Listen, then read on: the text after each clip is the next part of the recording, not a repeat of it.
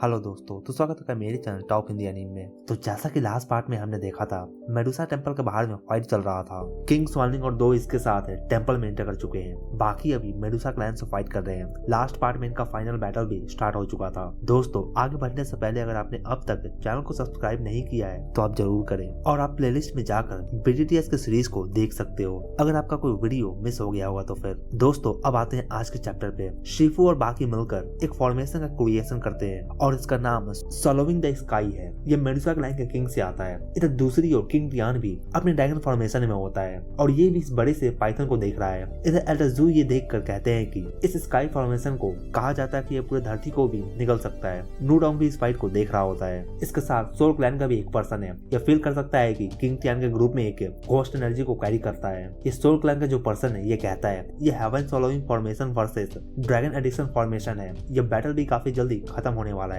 नूडोंग भी इस बात को सुनता है। ये जानता है कि चाहे मेडुसा क्लैन जीते या हारे, इस बैटल के बाद अब इनका ही बारी आने वाला है फाइट करने का। तो फिर ये भी अब रेडी होता है। इधर स्काई में दो पावरफुल फॉर्मेशन एक दूसरे से कोलाइड करते हैं और चारों ओर सिर्फ और सिर्फ थंडर का ही आवाज सुना जा सकता है। अब किंग टियान के ग्रुप में सभी अपने एनर्जी को गैदर करते हैं। अभी अपने फाइनल मूव को लॉन्च करने वाले हैं। ये देखकर अब शिफू भी सेम थिंग अपने ग्रुप को कहता है कि फाइनल तैयारी कर लो, कि फाइनल के लिए सभी तैयार हो जाओ। नेक्स्ट मोमेंट अब ये अपने एनर्जी को रिलीज करते हैं और ये बड़ा सा पाइथन अपने मुंह को खोलता है। इसके मुंह के खोलने के कारण से स्पेस आसपास का शैटर कर जाता है। किंग टियान इस पाइथन की हरकत को देख रहा है। ये भी इसके पावर को अंडर एस्टिमेट नहीं कर सकता है। हालांकि इसका रेड ड्रैगन रेड फ्लेम से कवर होता है। किंग टियान भी अपने पावर को पूरा इस बार रिलीज करता है और काफी ज्यादा रेड फ्लेम रिलीज होता है। अब ऊपर स्काई में ये दोनों फॉर्मेशन एक दूसरे से कोलाइड करते हैं। टेरिफाइंग रिपल्स से चारों ओर फैलना स्टार्ट होता है। ये रिपल्स इतना ज्यादा स्ट्रॉन्ग है कि ये डाउडी 5 स्टार के पर्सन को भी एक झटके में ही डिस्ट्रॉय कर सकता है। शिफू किंग टियान को देखकर कहता है कि तुम्हारा ये ड्रैगन फॉर्मेशन उतना पावरफुल नहीं है जितना कहा जाता है। ये सुनकर अब ये भी काफी गुस्सा होता है और ये कहता है कि मैं अभी फिलहाल सिर्फ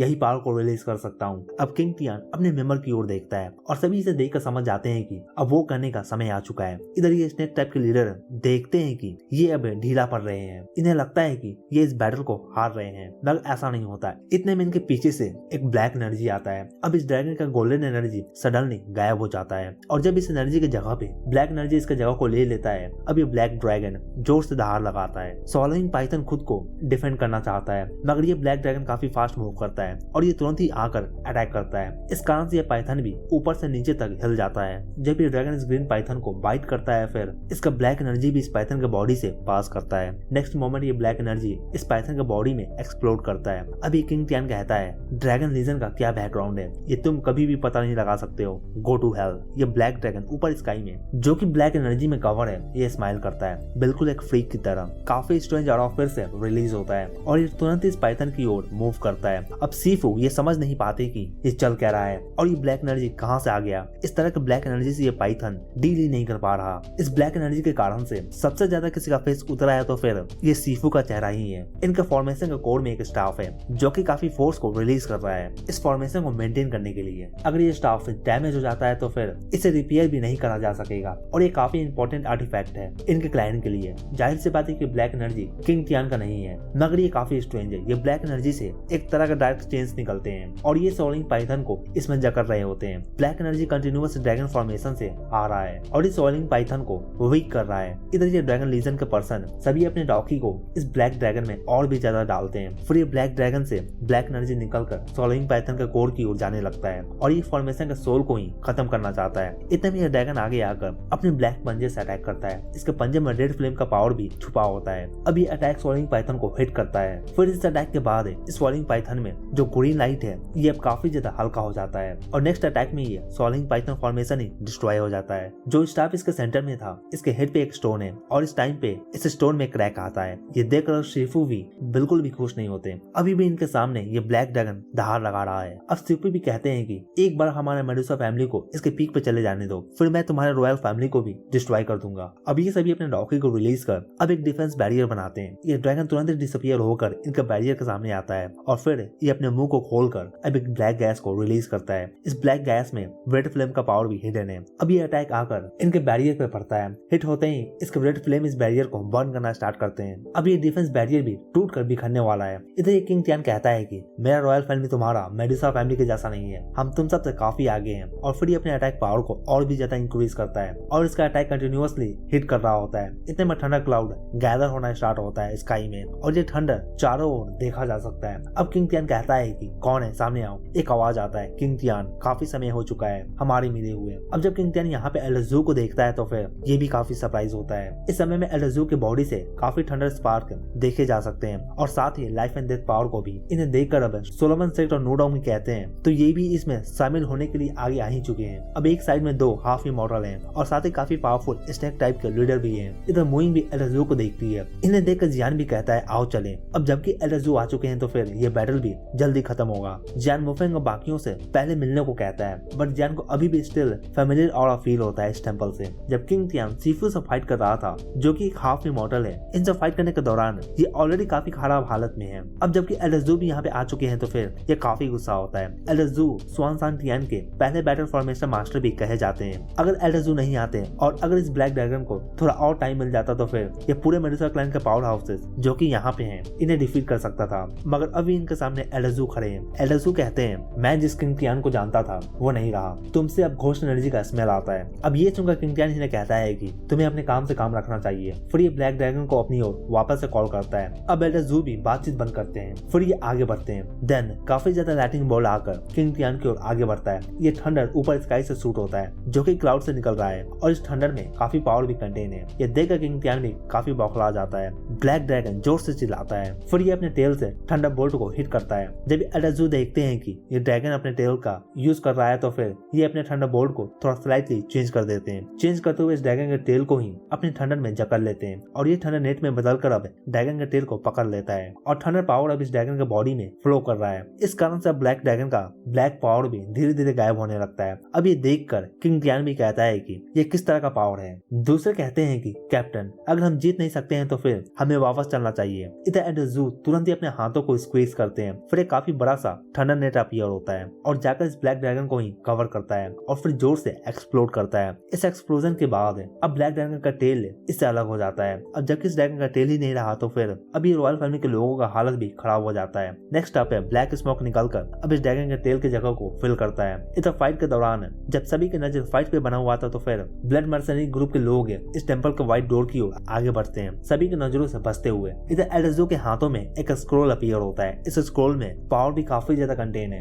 अब नेक्स्ट एल्डरजू इस स्क्रोल के पावर को यूज कर काफी जोरदार थंडरबोल्ट के पावर को शो करते हैं और फिर थंडरबोल्ट जाकर इस ब्लैक ड्रैगन की बॉडी को हिट करता है। हिट होने के बाद इस ड्रैगन का बॉडी ही एक्सप्लोड करता है। सिर्फ और सिर्फ इसका ब्लैक स्मोक और रेड फ्लेम ही रह जाते हैं। अब जब ये ड्रैगन का बॉडी डिसअपीयर हो चुका है तो फिर ऊपर स्काई से काफी ज्यादा ठंडर बरसने लगता है इन ब्लैक स्मोक और रेड फ्लेम पे। ये व्हाइट स्क्रोल भी अब एल्डरजू के हाथों में वापस आता है। अब शिफू एल्डरजू को देखकर कहते हैं तुम यहाँ पे क्यों हो। इस पे ये कहते हैं मैं यहाँ से पास कर रहा था और मैंने जब ये देखा तो मैं खुद को रोक ना पाया। हालांकि एल्डरजू इनका हेल्प कर रहे हैं मगर शिफू काफी प्राइडफुल पर्सन है तो ये इस सिचुएशन से ज्यादा खुश नहीं दिख रहे हैं इनके हेल्प से कि इनका पावर उतना नहीं है कि ये खुद के एनिमी को भी किल कर सके। एल्डरजू कहते हैं आओ नीचे चलकर बात करते हैं। इधर दूसरी ओर ग्रीन फ्लूट और मोफेंग दोनों जियान और बाकियों को ढूंढ रहे होते हैं। व्हाइट ब्लू स्नेक की इंफॉर्मेशन के अकॉर्डिंग जियान और बाकियों को इस टेंपल के अपोजिट साइड में ही होना चाहिए। इधर इस समय में ऊपर स्काई में भी थंडरिंग होना बंद हो चुका है। मोफेंग ग्रीन फ्लूट से पूछता है कि तुम इससे पहले टेंपल ऑफ मेडुसा में इंटर की थी क्या। यह टेंपल तुम लोगों के लिए तो एक होली लैंड के जैसा कंसिडर किया जाता है। ये कहती है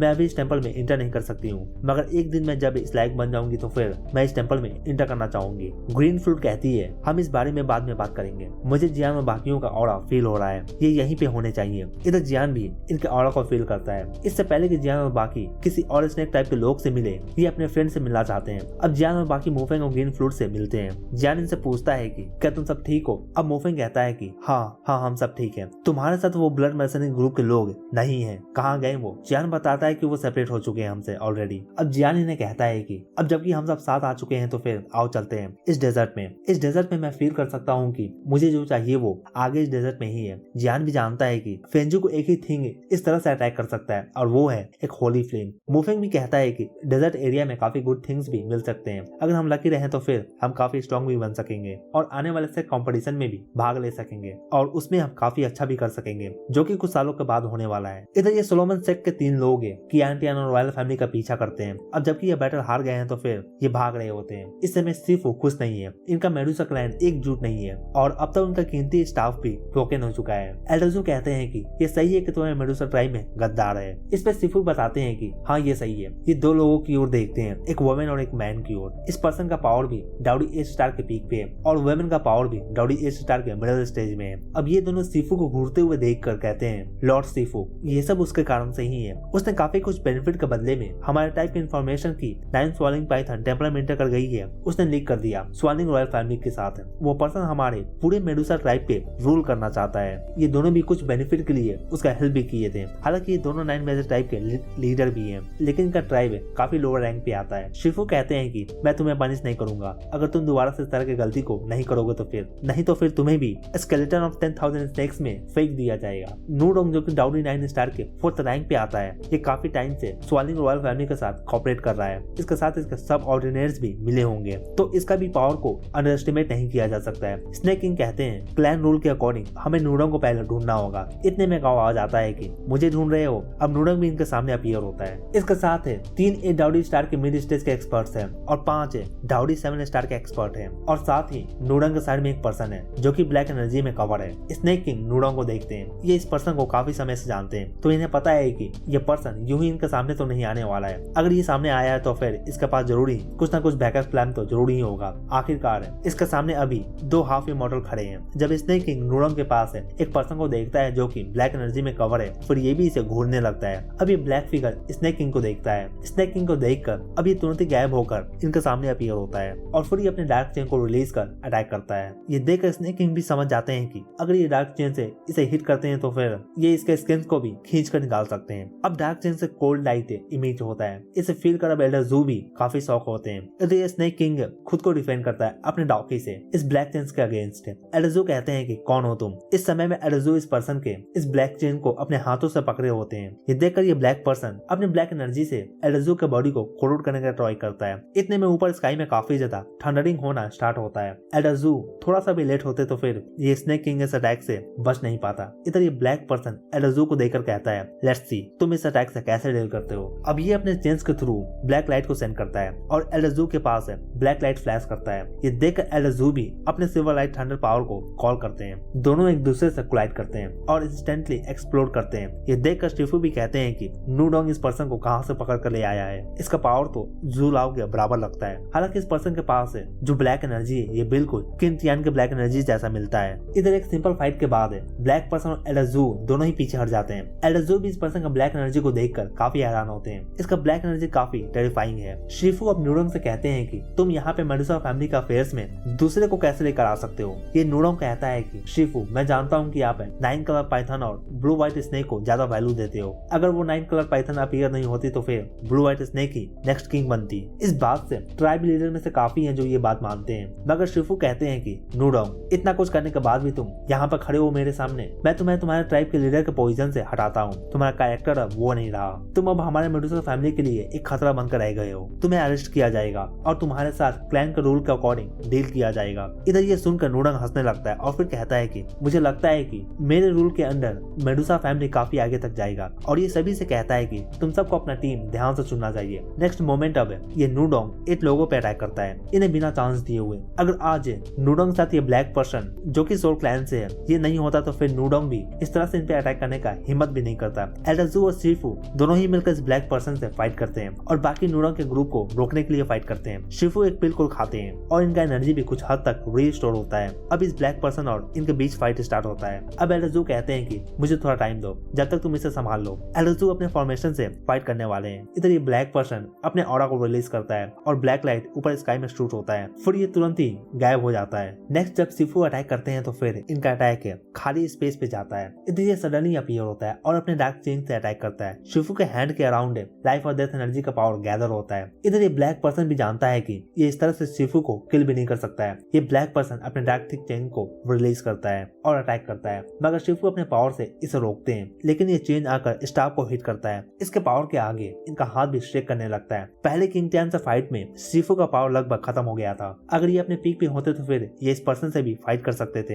हालांकि एक पिल को खाने के बाद इनका पावर अभी 50% रीस्टोर हो सका है। जब शिफू एल्डर जू को देखते हैं तो फिर ये देखते हैं कि इनके हेड पे एक सिल्वर कलर का स्क्रोल है और इसे काफी ज्यादा कॉम्प्लेक्स रून्स भी फॉर्म हो रहा है। अब ये कहते हैं कि तो ये एक फॉर्मेशन मास्टर का पावर है। इधर ये ब्लैक पर्सन भी एल्डर जू को देखता है और कहता है बैटल फॉर्मेशन मास्टर। एलजू को पूरे स्वान ट्रियान में फर्स्ट बैटल फॉर्मेशन मास्टर भी कहा जाता है। इधर अब एलजू अपने आंखों को खोलते हैं और फिर इस सिल्वर व्हाइट स्क्रोल से इनविजिबल लाइट निकलता है और जाकर ब्लैक पर्सन को सराउंड करता है। अब इसका मूवमेंट भी पहले से काफी स्लो हो जाता है। अब इस ब्लैक पर्सन को समझ में आता है कि ये चाहे जो भी कर ले मगर ये एलजू के अटैक के इफेक्ट से बाहर नहीं निकल सकता। अब ये भी कहता है कि ये किस तरह का अटैक है। ये कहा जाता है कि एलजू के पास है काफी सारे फॉर्मेशन है जो एक रियल इमोर्टल को भी हिलाकर रख सकते हैं और इस फॉर्मेशन का नाम है थंडर टेरिटोरी है और ये उनमें से एक फॉर्मेशन है। इस टाइम पे ब्लैक पर्सन जहाँ पे है ये थंडर फील्ड एरे में फंस चुका होता है और इस फॉर्मेशन के अंदर में काफी थंडर का पावर भी दिखता है। इधर ये ब्लैक पर्सन कहता है जू लाओ, तुम्हारा फॉर्मेशन का पावर सच में काफी औसम है मगर तुम मुझे इस सिंपल फॉर्मेशन से होल्ड नहीं कर सकते हो, ये पॉसिबल ही नहीं है। इस फॉर्मेशन के अंदर एलजू का पोजीशन हिडन होता है। ये इस ब्लैक पर्सन से 100 मीटर की दूरी पे होते हैं। अब ब्लैक पर्सन अपने ऑरा को रिलीज करता है और फिर ये सडनली अपनी जगह से गायब हो जाता है। इसका ब्लैक ऑरा काफी रिलीज होता है। इसके जगह पे इसका ब्लैक स्मोक ही रह जाता है। इस पर्सन के पास काफी ज्यादा स्ट्रॉन्ग घोस्ट एनर्जी है। ये घोस्ट वर्ल्ड से भी नहीं लग रहा। एलजू भी इस पर्सन के आइडेंटिटी को लेकर चिंतित है। अब इस थंडर फील्ड एरे में चारों ओर थंडर हो रहा होता है मगर at the same time black gas है इस थंडर फील्ड को फिल करता है और अब इसका ब्लैक चेन से रिलीज होता है। ब्लैक चेन अब थंडर से कोलाइड करता है और जोरदार एक्सप्लोजन होता है इस फॉर्मेशन के अंदर। जो भी लोग फाइट कर रहे थे बाहर में इन्हें अपने फाइट को रोकना पड़ जाता है। ये भी अब ऊपर स्काई में देखने लगते हैं। यहाँ पर सभी ये सोच रहे होते हैं कि ये पर्सन कौन है जो इस तरह से दो हाफ मॉडल के साथ बैटल कर सकता है। इधर ये नीचे नूडंग और इसके टीम के साथ फाइट कर रहे होते हैं तो फिर ये इन्हें तुरंत ही खत्म करने का डिसाइड करते हैं। हालांकि ये किंग टियान के ग्रुप के साथ फाइट में ऑलरेडी काफी ज्यादा थक चुके हैं। अब तो इनके पास ज्यादा फाइटिंग पावर भी नहीं बचा है। ये सभी भी नहीं जानते कि ये कितना देर और फाइट कर सकेंगे। एल्डरसू और शिफू को नीचे जाकर दूसरों का हेल्प करने को कहते हैं। ये इधर इस फाइट को खुद ही हैंडल करने वाले हैं। शिफू उन्हें केयरफुल रहने को कहते हैं। इधर ये ब्लैक पर्सन एल्डरसू से कहता है कि तुम काफी डिटरमाइंड हो मुझे रोकने के लिए। अब ये ब्लैक पर्सन भी अपने डार्क चेंज को रिलीज करता है। इन चेंज के ऊपर कुछ थिंग्स अपीयर होते हैं। इस बार एक तरह का कोल्ड लाइट ब्रस्ट होता है जैसे कि ये मैजिक वेपन हो जो एक बार में ही किसी भी पर्सन को किल कर सकता है। एल्डरसू भी जानते हैं कि सोल क्लैन का क्या मतलब है।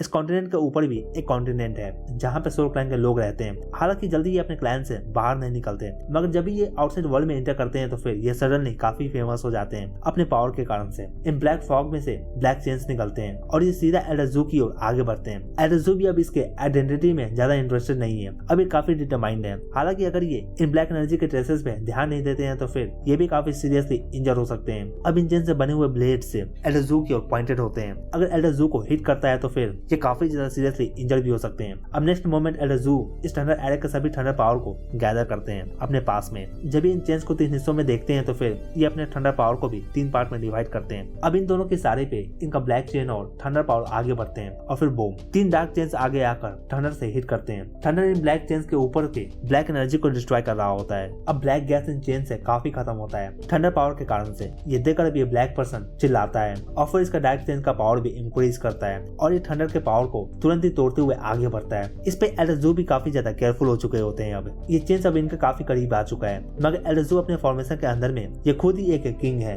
अब इनके बॉडी से व्हाइट लाइट ब्रस्ट होता है और फिर एक डोमेन का पावर दिखता है। जब ये चेन्स एल्डरसू के करीब आए थे तो फिर एल्डरसू के बॉडी से सिल्वर लाइट फ्लैश किया था। हालांकि ये थंडर के पावर से डिफरेंट है। ऐसा लगता है कि ये डोमेन है और जब ये सामने आया था तो फिर ये चेन्स भी शेक करने लगे थे। यहाँ पे एल्डरसू के इस तरह के पावर को देखकर अब ये ब्लैक पर्सन और शिफू भी काफी सरप्राइज होते हैं। ये दोनों ही कहते हैं कि ये किस तरह का पावर है। इधर मोबल भी अपने फाइट को रोककर ऊपर की ओर देखता है और कहता है तो क्या ये एक रियल्म है। एल्डरसू के बॉडी से एक स्ट्रेंज एनर्जी इमेज होता है और इनके चेस्ट के काफी करीब ये चेन से रुक जाते हैं और इस टाइम ये चेन्स भी कंप्रेस हो रहे हैं। शिफू ये देखकर कहते हैं कि क्या ये एल्डरसू का रियल्म का पावर है। हालांकि इनका ये रियल्म अभी कोई शेप नहीं लिया है मगर ये इस ब्लैक पर्सन का पावर के साथ डील करने के लिए सही है। रियल्म और डोमेन एक ही थिंग है। अब ये ब्लैक पर्सन कहता है तुम्हारा ये रियल्म है अभी सिर्फ एक प्रोटोटाइप ही है। इस पे एल्डरसू कहते हैं एक बार ट्राई करके देखो तुम्हें पता चल जाएगा ये क्या है और क्या नहीं। सिर्फ तुम ही हो जिसने अब तक मुझे इस पावर को यूज करने पे मजबूर कर दिया है। अब नेक्स्ट ये ब्लैक पर्सन का फेस है एल्डरसू को दिखता है जो कि काफी ज्यादा भयानक दिख रहा होता है। इसे देखकर अब ये कहते हैं 10,000 फेस्ड घोस्ट। एल्डरसू भी काफी सरप्राइज होते हैं। ये नाम घोस्ट वर्ल्ड में काफी ज्यादा फेमस है और इसका रेपुटेशन भी काफी ज्यादा है। कहा जाता है कि घोस्ट वर्ल्ड में 1000 फेस्ड घोस्ट है काफी सारे घोस्ट को कंट्रोल करता है। कहा जाता है कि 1000 फेस्ड घोस्ट को एक